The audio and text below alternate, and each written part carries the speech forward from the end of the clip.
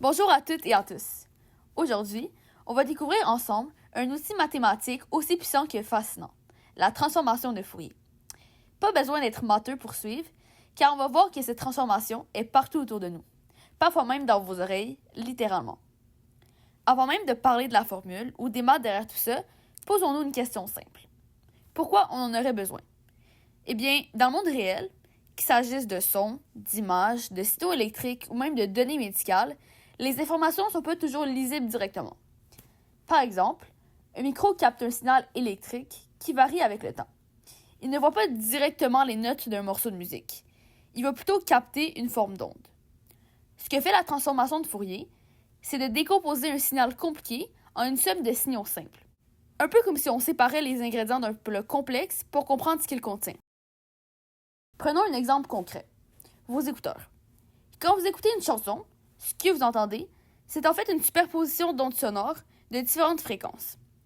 Chaque note de musique correspond à une fréquence. La voix du chanteur, les instruments, les battements de basse, chacun a sa propre signature sonore. Mais le micro, ou le haut-parleur, lui, il ne va pas distinguer tout ça séparément. Il envoie un signal qui représente l'onde résultante, le mélange de toutes ces fréquences. Et pour comprendre ce que fait la transformation de Fourier, il faut se rappeler ce que c'est une fréquence. Imaginez une onde comme une vague. Sa période, c'est la durée d'un cycle complet. Une montée, une descente et retour au point de départ. La fréquence, c'est simplement l'inverse de cette période-là. Plus une onde est rapide, plus sa fréquence est élevée. Les sons aigus, comme un sifflement, ont une haute fréquence. Les sons graves, comme un tambour, eux, ont une fréquence plus basse. Quand deux ondes arrivent en même temps, elles peuvent s'additionner. Si elles sont synchronisées, c'est-à-dire que leurs crêtes et creux sont alignés, alors elles vont s'ajouter parfaitement. Le son devient donc plus fort. Ça, c'est ce qu'on appelle l'interférence constructive. Mais si elles sont en décalage total, alors une onde monte pendant que l'autre descend, elles peuvent s'annuler. Ça, c'est l'interférence destructive. Ces principes simples ont des applications très puissantes, comme on va le voir maintenant. Alors, avant de savoir comment les écouteurs font, il faut savoir ce qu'est le principe des harmoniques. Voici la formule, où Fn représente la fréquence de la nème harmonique, F1 représente la fréquence fondamentale qui est comme celle de base, et N représente l'ordre des harmoniques. Pour mieux comprendre, voici un diagramme de l'intensité sonore de la note La selon la fréquence, où 440 Hz est la fréquence fondamentale car c'est la première harmonique, et ensuite s'enchaînent 880, 1320 et 1760 Hz qui sont les deuxième, troisième et quatrième harmoniques. Donc le N est l'ordre qui continue jusqu'à ce que l'harmonique soit négligeable. Donc, en gros, un son comporte une fréquence fondamentale, qui est la fréquence de base, et plusieurs harmoniques qui sont des multiples de cette fréquence. Ce sont ces harmoniques qui sont responsables des plusieurs pics qu'on observe sur le graphique de l'intensité d'une note. Grâce à la transformation de Fourier, on peut décomposer le son en chacune de ces fréquences, visualiser ces pics et surtout cibler celles qu'on veut annuler. Prenons un objet du quotidien, des écouteurs à réduction de bruit active. Ces écouteurs-là possèdent un petit micro qui capte les sons extérieurs, comme le bourdonnement d'un avion ou le bruit d'un moteur. À partir de ce son, il calcule l'onde opposée et la diffuse dans vos oreilles. Résultat, les deux ondes s'annulent et le bruit diminue fortement. Mais attention, parce que la plupart des sons ne sont pas aussi simples qu'un bip monotone. Un son réel est souvent complexe. Il va contenir plusieurs fréquences en même temps. Par exemple, la voix humaine, un instrument de musique ou un bruit de fond sont tous composés d'un mélange de fréquences. Voici un exemple. Bonjour, voici l'audio pour la transformation de Fourier et la suppression du bruit. Ce graphique présente l'intensité d'une note de musique et d'un homme qui parle en fonction du temps. On peut voir qu'il est impossible de distinguer les différentes fréquences qui viennent de la voix ou de la note de musique. Il est impossible de lire les fréquences à partir de ce graphique brut. On a donc besoin d'un outil qui nous aide à faire ces décompositions-là. Et c'est exactement là que la transformation de Fourier intervient. Elle va prendre ce signal compliqué et le transforme pour nous montrer quelles fréquences sont présentes et avec quelle intensité. C'est comme passer du chaos sonore d'une pièce à un graphique qui te dit « Ah, voilà une voix à 200 Hz, un moteur à 100 Hz et une clim à 60 Hz. » Une fois qu'on a fait ces transformations, on obtient un spectre de fréquences. Chaque pic sur ce spectre indique qu'une fréquence est présente dans le son. Plus le pic est haut, plus cette fréquence est forte. C'est exactement ce type de représentation qui permet aux écouteurs d'identifier les sons à supprimer. Maintenant qu'on a vu pourquoi la transformation de Fourier est utile et comment elle est utilisée dans la vie réelle, on va découvrir d'où elle vient, qui l'a inventée et comment elle fonctionne mathématiquement. Tout a commencé en 1789 lorsque Fourier publie un mémoire sur les approximations de racines et les équations polynomiales. Mais ce fut un échec. Il rentre ensuite à l'école polytechnique en France, où il sera l'assistant de Lagrange, un autre grand mathématicien à qui il finira par succéder. Dans les années 1800, il travaille sur les équations de chaleur. C'est d'où lui est venue l'idée d'exprimer les fonctions en fonctions sinusoïdales.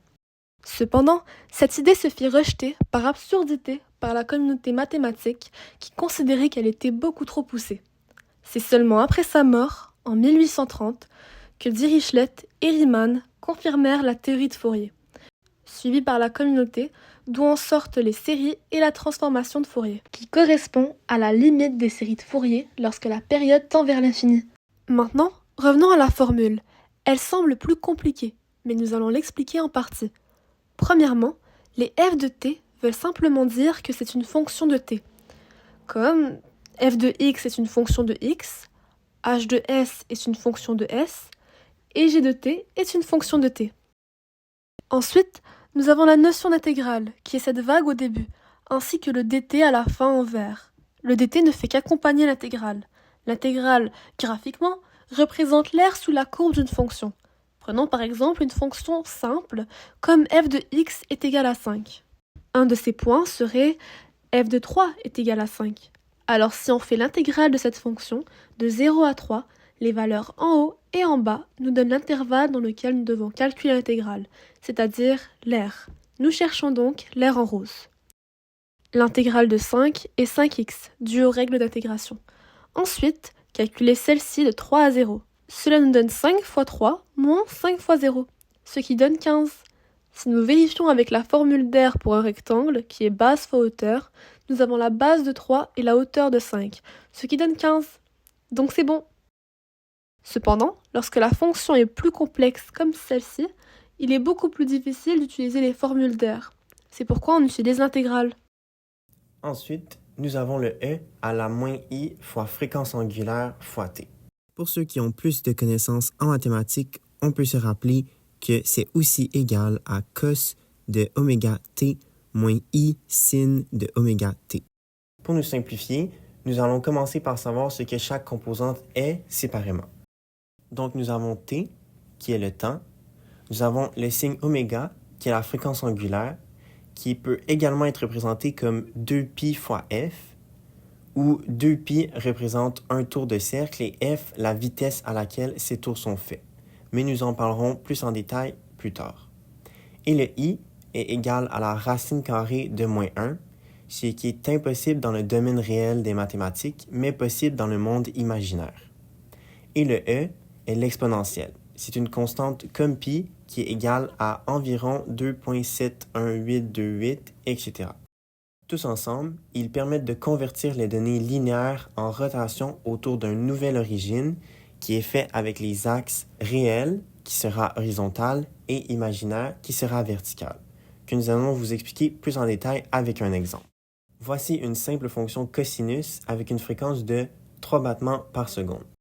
Ce que nous voulons faire avec notre e exposant moins i oméga t est de, en quelque sorte, entourer notre fonction cosinus autour de l'origine et les nouvelles axes, qui sont celles des réels horizontales et celles des imaginaires verticales, possibles dues au i.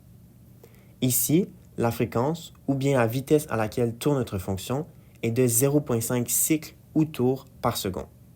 Car quand on peut voir les 12 sommets sur le cercle, qui représentent les 12 minimum et maximum du cosinus en 2 secondes. Le cercle fait donc un tour aux 2 secondes, donc 0,5 tours par seconde, d'où le 0,5. Ensuite, le moins devant l'exposant est là tout simplement pour que la rotation de la fonction se fasse dans le sens horaire et non anti-horaire autour de l'origine. Comme on le voit, le premier sommet représenté par la flèche blanche dans le cosinus correspond à celle dans le cercle. Et si on ferait avancer la flèche sur la fonction cosinus, nous obtiendrons ceci sur le cercle.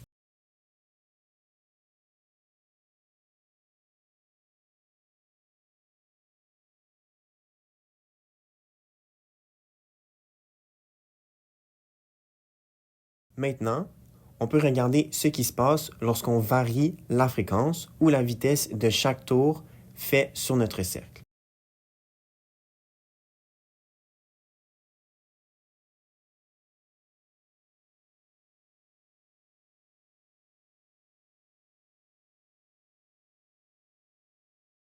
Vous avez remarqué le point jaune? Celui-ci représente la moyenne de tous les points de la fonction. Eh bien, à une certaine fréquence, le point va beaucoup plus vers la droite qu'à l'habitude. On peut regarder une autre fois.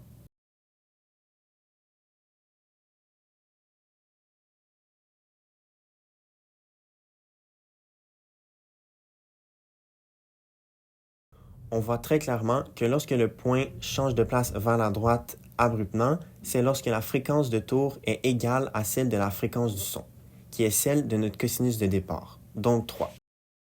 Pour en simplifier l'analyse, nous pouvons donc faire un graphique de la position en réel, qui est l'axe horizontal du point jaune.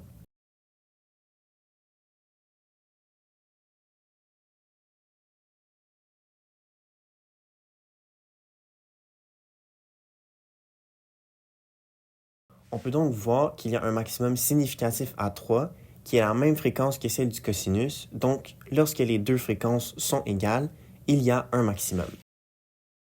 Maintenant que nous savons la base de ce que le e et son exposant font à une fonction, on peut le faire également avec des fonctions plus complexes, comme celle-ci, avec une fréquence de 3, 1 et 8 battements par seconde, nous donnant la fonction suivante.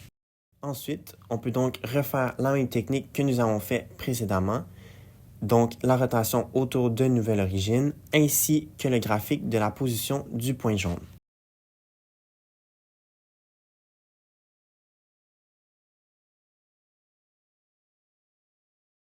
On peut donc y voir trois maximums distincts à 1, 3 et 8, avec différentes hauteurs qui peuvent représenter l'intensité ou la quantité de chaque onde dans le son. Maintenant, on va faire un retour sur l'intégrale puisqu'elle fonctionnera légèrement différemment dû au changement de l'axe.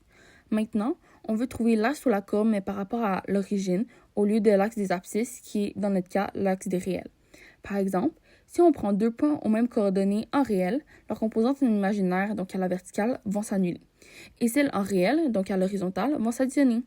Donc plus il va y avoir de points, plus nos coordonnées vont être grandes en réel, ce qui représente l'intensité de nos pics qu'on peut voir sur le graphique plus tôt. Donc si on revient à notre formule du début avec le savoir que nous avons appris jusqu'à maintenant, le f de t est la fonction de l'onde du son entendue, comme une fonction cosinus. Le e à la moins i fois la fréquence angulaire fois t permet la rotation de la fonction f de t autour de l'origine de l'axe imaginaire et réel. Et l'intégrale représente l'axe de la courbe par rapport à l'origine, qui est la coordonnée en réel, donc l'intensité de la fréquence. Et cela nous donne l'intensité selon la fréquence. Donc si on revient aux écouteurs, c'est comme si ceux-ci entendent un son extérieur. Ils vont ensuite faire la transformation de Fourier. Ils vont découvrir une fréquence indésirable comme la ventilation ou un bruit de moteur. Ils vont envoyer une onde inverse donnant l'interférence destructive, ce qui va annuler la fréquence de l'onde indésirable. C'est pourquoi la suppression du son est plus efficace lorsque le bruit est constant et pas comme des gens qui parlent. On peut donc réécouter l'audio initial.